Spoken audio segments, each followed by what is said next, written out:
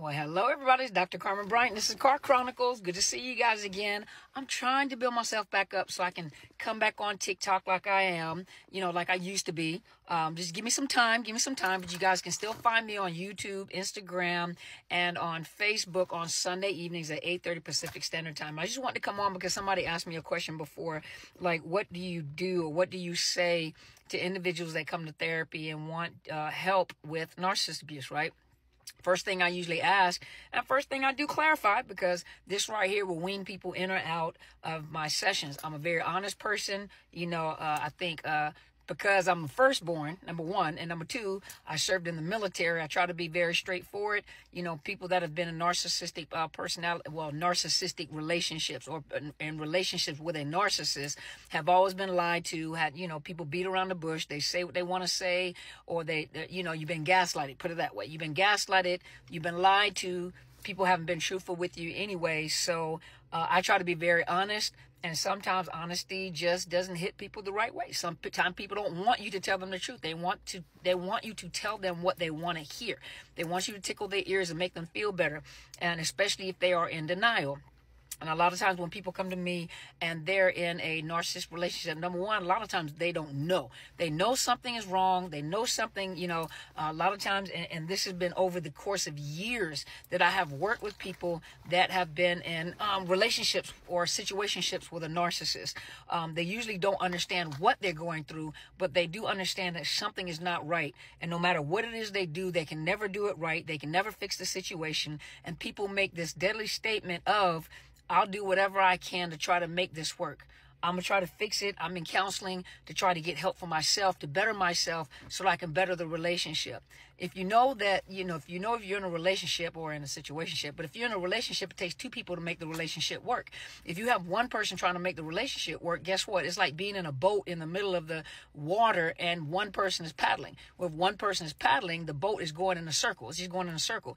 When you are in a relationship or marriage, it takes two people to want to make that relationship work. And when a narcissist goes to counseling, a narcissist gets into counseling, and you notice they put all the blame on the partner.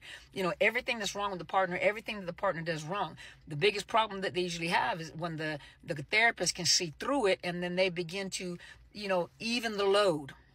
And they also point out the mistakes and the faults that the narcissist has. A narcissist can't stand that, and all of a sudden you become a horrible therapist. Or, they try to triangulate with the therapist so they can be two against one. And then the victim is being blamed in counseling again. And this is all the things they do wrong. Now, keep in mind, sometimes they do pull out a lot of facts. They pull out a lot of facts, but that's how do we put it? How we put it? They want to create the narrative, or they want to control the narrative, put it that way.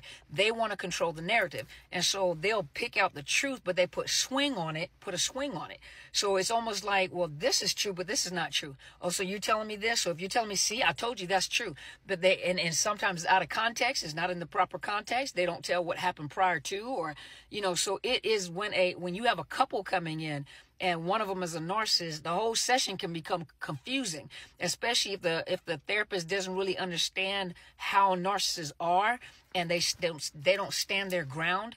A narcissist wants control. They want to control the narrative, and they want to control the sessions, and they want to triangulate with that therapist. If they can't triangulate with the therapist, and the therapist will call them out on their behavior and tell the truth, a lot of times you won't see them in therapy again. And they'll convince the partner that you're not a good therapist, whatever way they possibly can. And then it is terrible. It's been terrible. I've seen it before.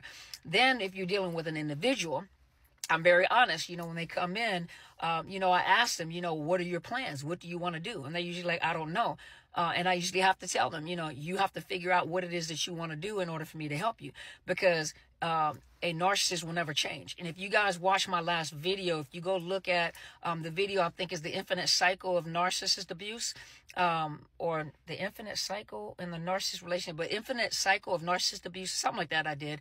It's one of the latest videos I did, the live I did this past Sunday. I don't know what day you're going to get this, but in there, I talk about the fact that, you have this narcissist cycle, a narcissist abuse cycle. And a lot of you guys already know, because you know the terminology.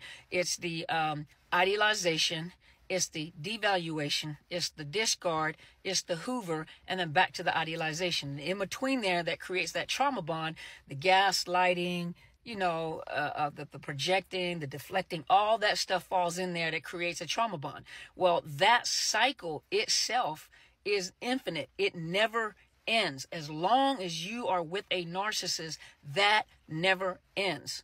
The only way to break that cycle is to get out of the cycle. And once again, I always give my disclaimer, and I always tell you, if you have children, you can't just get up and just leave with those kids, unless you call the police and they escort you out. You call a domestic violence hotline, you get an advocate, they do paperwork, there's paper trail. You can't just get up and leave with those kids, because then we'll see you on an Amber Alert.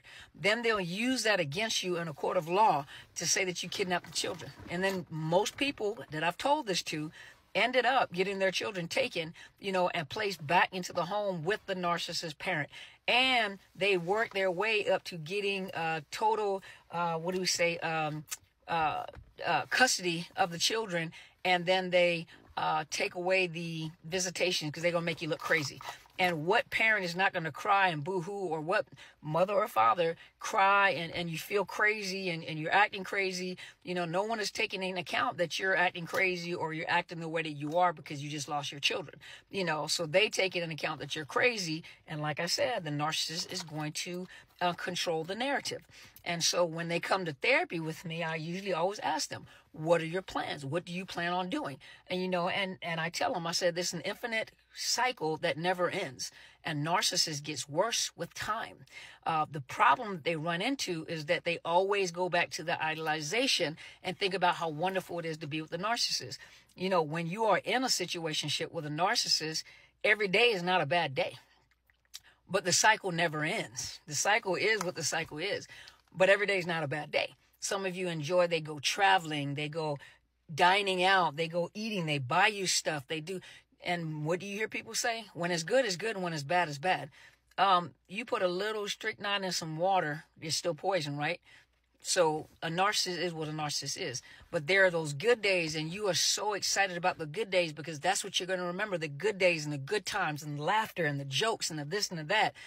And you fail to realize what you are in, why you're with them. You're getting sick, your body's getting sick, you're gaining weight, you're losing weight, your body is deteriorating from the inside out.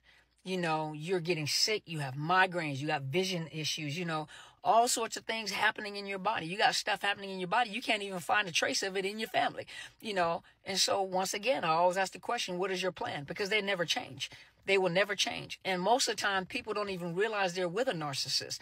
All they know is that sometimes they feel like unaliving themselves. They're depressed. They're anxious a lot. I can never get this right. I have to learn how to communicate. Why is everything up to you?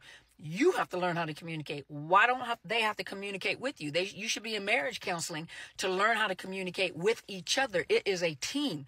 This is not an individual effort. This is a team effort. When you get married, this is a business agreement. You're supposed to be in love, but it's a business agreement. This is a team effort. You're supposed to be together in therapy, learning how to communicate. How do men communicate? How do women communicate? I can see some things that I'm doing wrong. You can see some things, you see some things that you're doing wrong.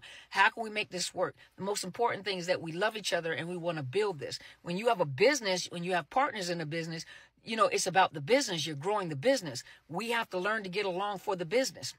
Most of you, I'm just getting along because of the kids.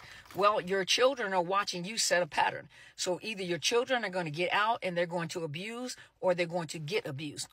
Or you're going to be raising narcissists because you're showing your children what is acceptable and what is not acceptable.